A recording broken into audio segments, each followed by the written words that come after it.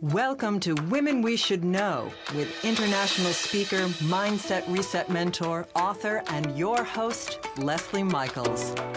With audacious honesty and candor, the Women We Should Know podcast presents the wisdom and life-empowering insights of women who are the embodiments of innovation and social evolution. Please join Leslie as she shares potent conversations that will inspire your personal and professional evolutions. Welcome to Women We Should Know.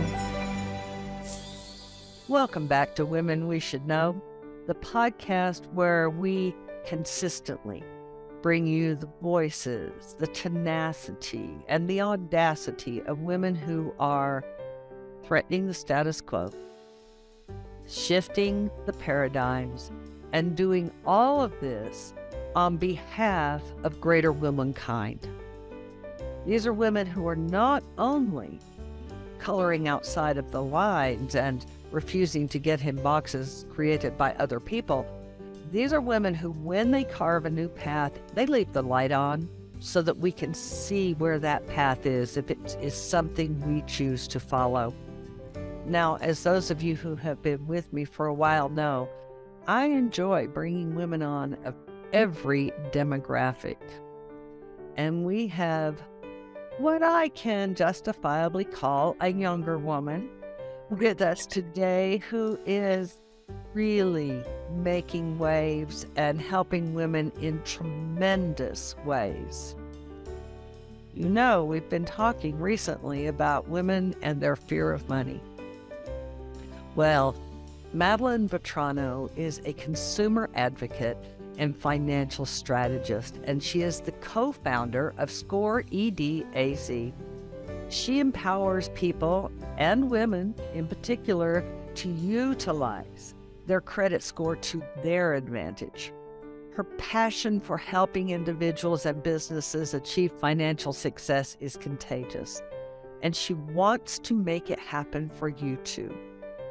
Fueled by a lack of education on those three numbers called your credit score, Madeline co-founded Score ED to make a difference in the lives of her clients. She removes the roadblocks of a negative credit score so her customers can receive prime interest rates, saving them thousands of dollars each year. Now, we know, we've talked on this show, you know this, women. We've talked on this show about how this is a primary hindrance to too many women. And Madeline is out there showing women how, if your credit score makes you want to say a four-letter word, that you can just take a deep breath and relax, because she is here to help you. And today we are going to get some great education and have some wonderful conversation about how to shift, how to create that space in your life to live your life, the one you chose and not the one that was just handed to you.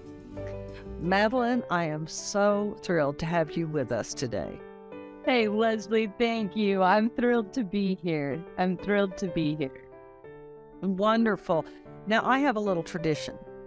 In the beginning of every episode, I like to ask the women who come on, what inspired you already today?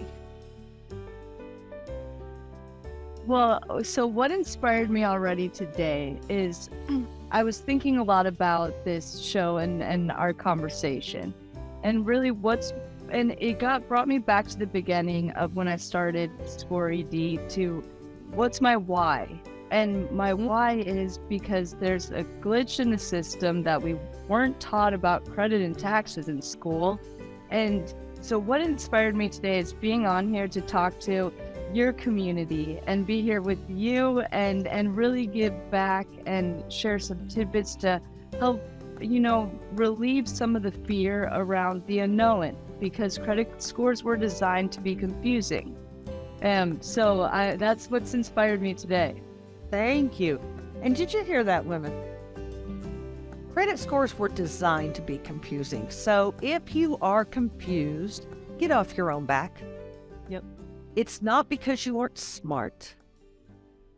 It's not because you aren't specifically attuned to that, it's because instead of being taught credit scores in school, we were taught some crazy stuff that we're never going to use again. Ever. Ever. And we paid a lot of money for it. And we paid a lot of money for it. Now, one thing that is fascinating to me that you are so young, all due respect, compared to me and a lot of our listeners, not all, but many of our listeners, you are younger. And finance is a male-dominated field. Yes. Now, when we spoke earlier, you spoke about how when you first got in, you felt like you were always shoved over onto the kids' table. Yes. Well, you are not in your 50s or even in your 40s. How did you get from the kids' table to being a leader in this industry so quickly and so expertly?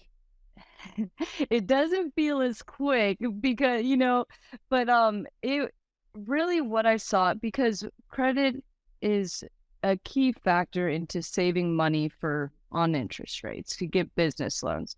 So Score Ed is we get people into a position to receive a conventional loan for their business. Well, I worked with a lot of doctors, a lot of lawyers, and what I saw is that they wanted me around, they wanted my knowledge until it came down to the boy talk, until they said, okay, now we're going to make the decisions.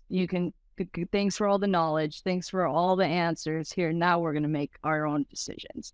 And that was something that really stuck me. I was like, wait a second, why wouldn't you want to keep growing, expanding in the way that we have been? And so it's just been a really, when one door closes, I jump through the window. I'm very tenacious, and I'm kind of still frustrated that they stuck me in calculus in college and didn't teach me about credit and taxes, didn't teach me how to really advocate for myself. Because when one of the doctors said, okay, sweetheart, and it was a table of four attorneys and four doctors. And he said, okay, sweetheart. And I was like, and it felt endearing at first. That's what bothered me, is it felt like he cared. And Exactly. And this is a trap that women fall into. So women, pay attention. You're not the only one who has been demeaned like this. Mhm. And let's take some tips from Madeline about how to jump over that fence. So please continue your story. Well, when you said that, so I didn't notice it at first until I got in the car. 'Cause Right. it was the end of the meeting. And we're indoctrinated as women to take that in. Yes. And it was all men in the room, men and me. So I was like, but I felt so disrespected. And then I was so frustrated with myself that I didn't I didn't speak up for myself. I just sat down. And so that was about 4 years ago when that happened. And since then, it's been, I've had the fight as a, female business owner in the finance world, dealing with mainly men in banking and for loans. So when he sat me at the kids' table 4 years ago, I realized I'm not going to let this happen to me anymore, because, I keep folding because I want to make everything nice. It's very easy for me to laugh it off and just smooth it over. Sure. But I've started to fight for, especially women with credit. As I've launched on social media, I've had a lot of women reach out looking to get out of their marriages, dealing with abuse, and they can't leave because they have no credit. They have no, and then the belief is that they're weak. They're not strong, when they just weren't taught that you need to have credit cards to have good credit. You have to borrow money to have a positive credit score. And as we've gone into a digital age and adapted more into online banking, all credit cards, no cash, we've missed a key. We put ourselves down for it when really it was just what has happened. So like you said, when starting out, we are not our situation of what happened to us. We choose. and have to believe and be gentle with ourselves too. Yes, yes. And something to remember for many of the listeners out there is many of you can relate to my situation, which is I was in college before it was legal in this country for a woman to have her own credit card. Now, I'm older, but I'm not ancient, which means that was not that long ago. So we're still moving through this genetic and hereditary trauma and limitation, and we're breaking free. And I am so thrilled to see women of your demographic. You know, I call you younger, but with no disrespect, actually with all respect, because the fact that you are of your demographic and you are breaking down these walls and helping women younger than you and older than you, well, kudos. Thank you. It's what keeps me alive. I Yeah. don't know what's living a life on purpose, even, and what you said is paving a way and leaving a light on, not just paving a way to get to where, oh, I'm going to feed my own pockets. And that's what I love about being a woman is I have that heart that wants to, and I know that it's easy to say I'm less than, oh, I'm not, you know, these, I it's easy to fall into a limiting belief pattern. However, as I see, like, as I learn from you, as you give back to me, it's exciting to then be able to share that with other women and say, hey, we're not alone. Let's go. That's right. That is absolutely right. Let's go. And you just said something I know my listeners have heard me say over and over and over again. It's women's time to live on purpose. Yes. Live on purpose. Yes. Now, speaking of educating, the first time we spoke some time ago, because we've developed an actual relationship here, I love that. You said something that in spite of all the women I've spoken to and all of the absurd amount of data that I chase, I had never heard this term. And the minute I heard it, it made so many pieces fall to place. It was like the tumblers on the lock started clicking. You said the term financial adultery and how this is one of the primary limitations facing women. It is what is causing divorce, but it is also what is causing women to be afraid to get divorced. Could you speak to financial adultery and what that exactly is? It seems self-explanatory, but I'd like to go into it with a little bit more depth and your particular expertise. Definitely. Yeah. You know, the number one reason for divorce, we think it would be adultery, but it isn't. It's derived from financial adultery and the lack of communication. When we start talking about finances, or, you know, you lose your job, you overspend, you get over leveraged, and all of a sudden, you know, you don't know how to communicate about it anymore. So you start hiding. You start feeling less than. You start feeling like, I need to keep up. I need to keep up. And as we've moved more into this digital age, because when did credit cards really, like you said, it was illegal for a woman to have a credit card, and that until wasn't that long ago. 1973. That's not that long ago. Yes, that's not long ago at all. And then when credit really started to develop was in the late 90s and early 2000s for the average consumer. And so as we've navigated into everything being on this plastic card that you don't see the stack of cash leaving, you don't have to balance the checkbook. So it's easy to get lost in that. And that's the number one reason why, you know, people stay in marriages, and also why people start having depression and not being able to make decisions, because now you're held captive.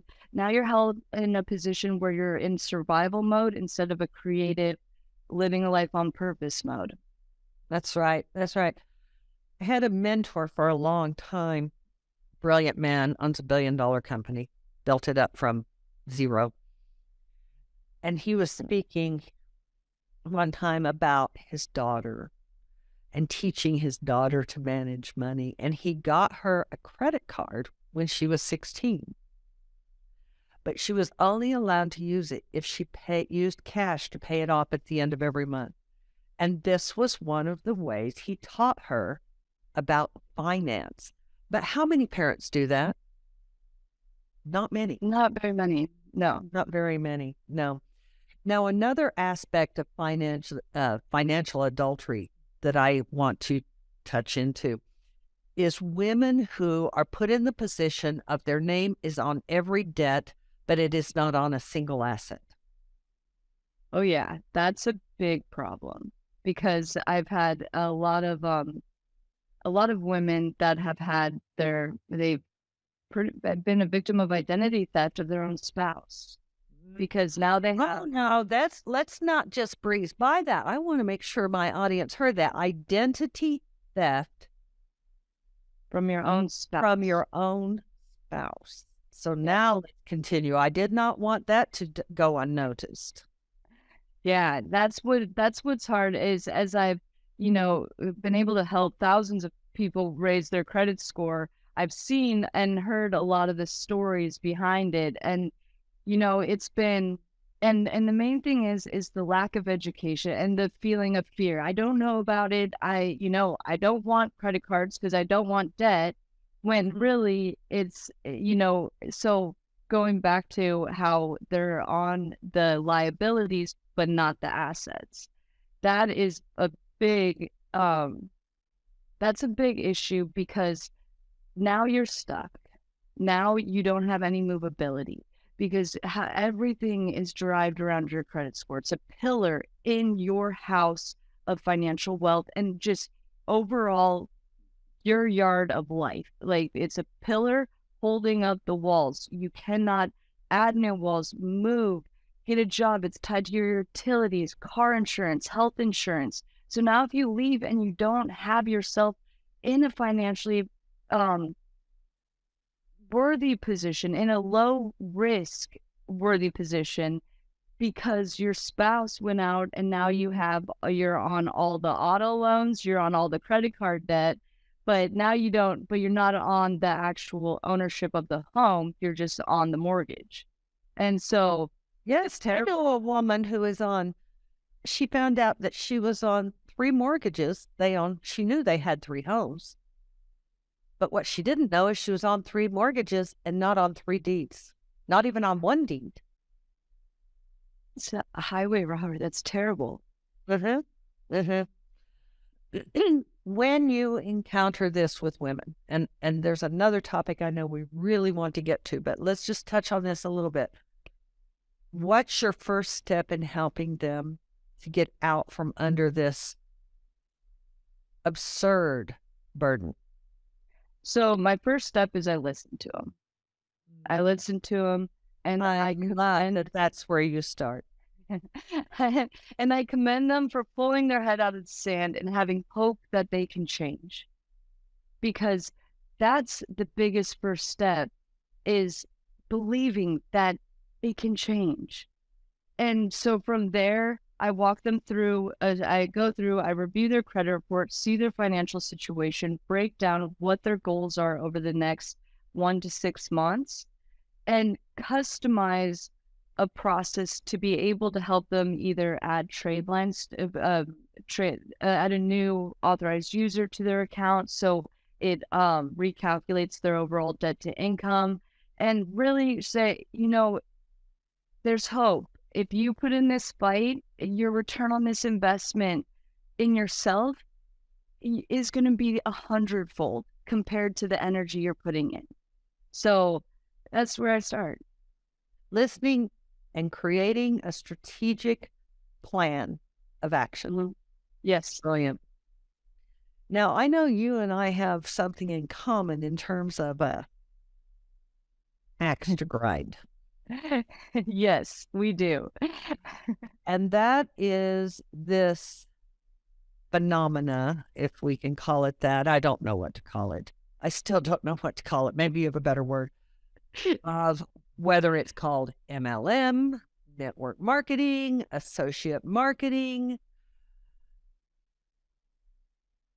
Women are brought into these organizations and told that they are going to be solopreneurs.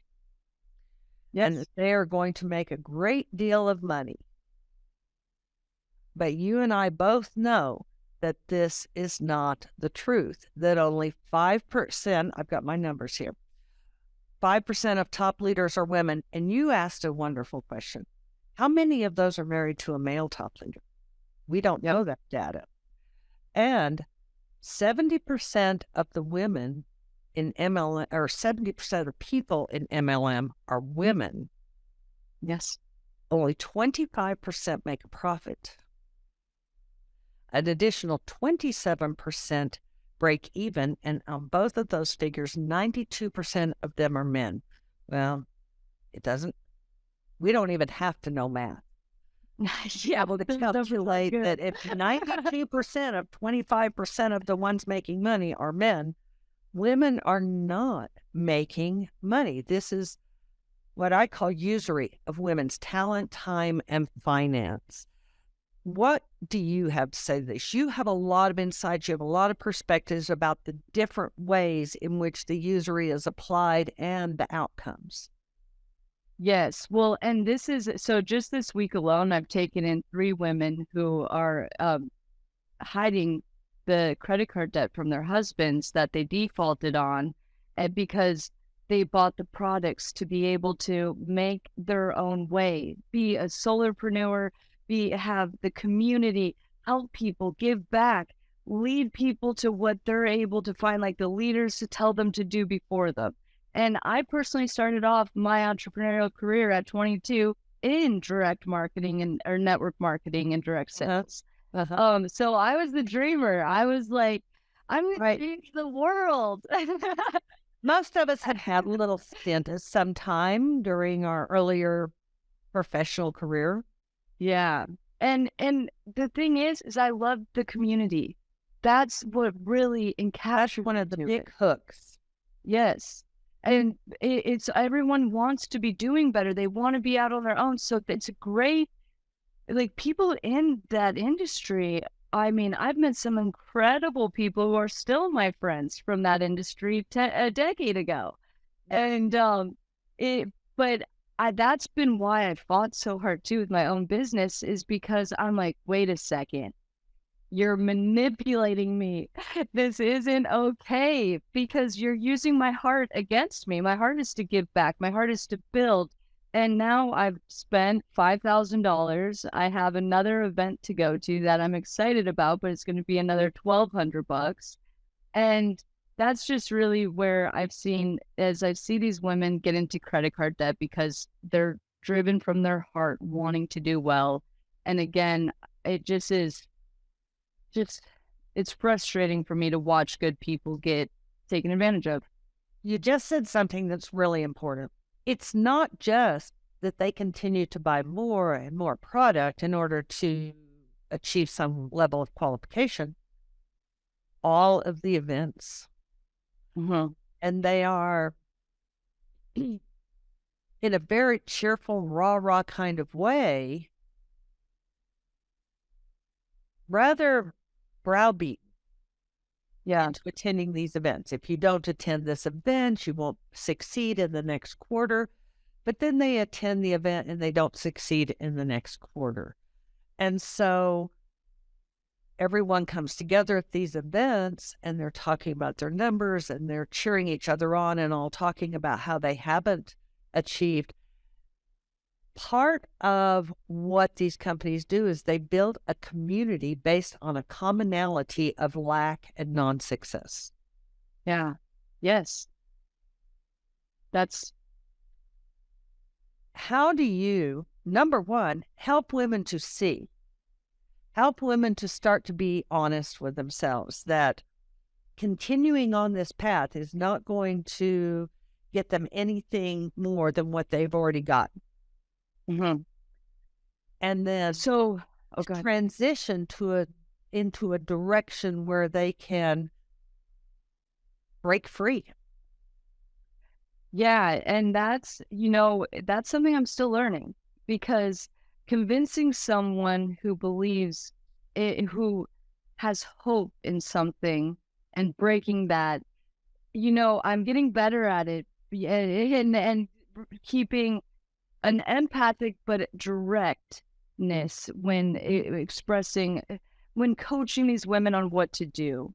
And so as I see, and it's a directness and then also bringing some humor because I did it too. I understand. I understand the hype, the excitement, and believing like these people are telling me the truth. And Yes. and so as I talk, I let them know like one going in, and I had one lady who was probably like $30,000 in debt. She worked for a direct sales company and then also did Lyft. And she wanted to start her own business outside of that.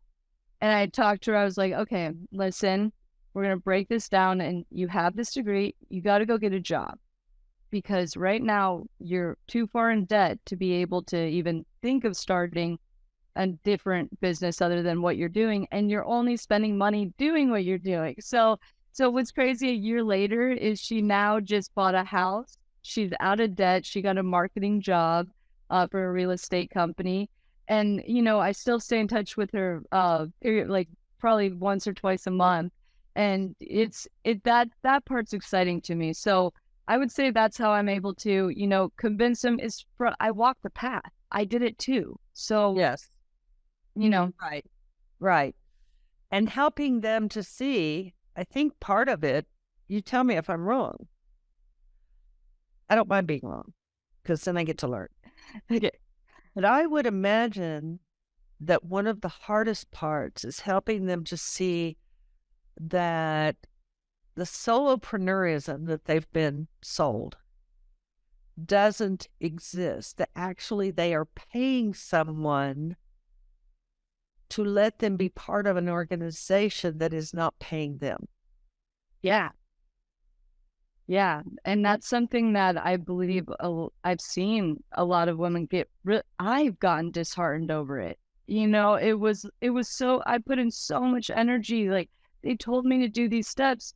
I paid into the community, but it was being around, the brainstorming, the other people so that's what I was captivated by. Right. Like giving back we're going to have our goals. We're going to do our daily affirmations. We're going to, and have meetings every day, And so, especially as COVID broke out and everyone went on to lockdown, I've seen a lot more women that have gone into the direct sales That's that right. have those community groups. And it's been And as an That's fighting attempt to against. bring money into the home because they weren't working at their former situations. Yes.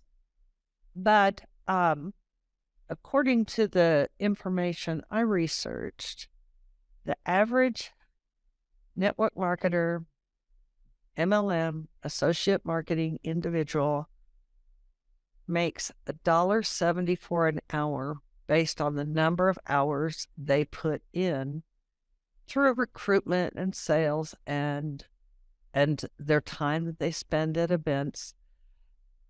And that is not a livable wage. No, that is not. That is absolutely not.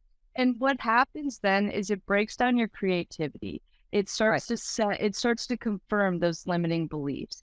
It starts to, so then to get out and go and apply for a job. I mean, who likes to apply for jobs? And starting your own business is, I mean, you need a stomach to be able to do that because That's right. it's nice. So Yes. so I think that being able to educate women on there's so many more opportunities too, especially with the way we're going so digital. Everything's online. We're able to have these cell phones that do everything, sell bracelets online. And so it's really getting people creative again to say, what do you want? Who do you want to be? Right. And then write down those goals so I can remind him, like, hey, we've gotten off track a little bit. And that's exciting. You get to see people grow, and I love it. Right. To say one good thing, because there's nothing that is all, well, there are some things in life that are all bad, but this is not all bad. There is one thing I can say positive for these companies, and that is that they are primarily based and rooted in personal development. But I like to tell women, figure out how much you're spending on product, figure out how much you're spending on events, and find a coach. Put that same money into pure personal development. Yes. Versus personal development that has a hidden agenda. Yes. Yes. Yes. And I completely agree, because that is what the community was about, is everyone's into personal development. Yes. It was like getting a coach and having an accountability that can also customize it to you versus the hidden agenda behind the corporation. Right. So we see some of the potholes a little bit more clearly now. We can't cover them all in this short of a time, but what would you give to our listeners as 3 actionable takeaways to enhance their journey to confidence and self-expression? Because that's what it all comes down to. It's not just finance, it's that inside out confidence. Yes. I would say one of the key number one, be gentle with yourself. Pressure is a privilege, but we got to give ourselves, Rome wasn't built in a day. So as you step out and go to achieve your goals and dreams, be gentle. Wonderful. Also, I would have to say, number 2 is you don't want to worry about your credit score when you need it. Start getting your credit score into a position right now so you can make moves when opportunity arises. And number 3, women, let's keep going. We are on the precipice of making such a change, and these limiting beliefs and old thought patterns, let's dissolve them and build our community like Leslie is doing. I'm excited to be here with you guys. So I appreciate you, Leslie. Thank you. Thank you, Madeline. As I always say, ladies, when we start owning our own money, patriarchy will become irrelevant. Exactly. Period. Yes. So,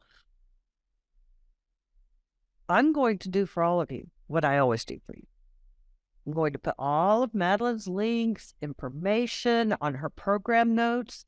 You're going to be able to contact her in the privacy of your own moment and have a conversation with her about that divorce that you've been afraid to file for, that financial adultery that you just discovered, or that financial adultery that you suspect might be going on and you don't know how to track it and find out if that is the case. I will put all of that in the program notes and it will be right there for you. So when we're through, subscribe, like, leave a comment. I always encourage you to leave a comment, and it doesn't have to be, oh, you are the greatest thing ever. It can be, wow, did you not comb your hair when you got out of bed? We don't care what the comment is.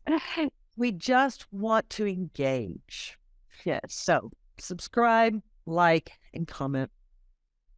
Closing out, Madeline, thank you for being here, first of all. I know it's a big topic, but in as concise a way as possible, can you give the women listening insight to 3 actions they can take to make their credit score work for them instead of against them? Of course. So number 1, if you can get added as an authorized user to a friend or family member's credit card, this credit card, you want it to have the longest history, the lowest balance, and the highest limit. The reason being is you're going to piggyback off them, and all of they're not going to give you a card. You're not going to get the card, but all of their information will report on your credit report.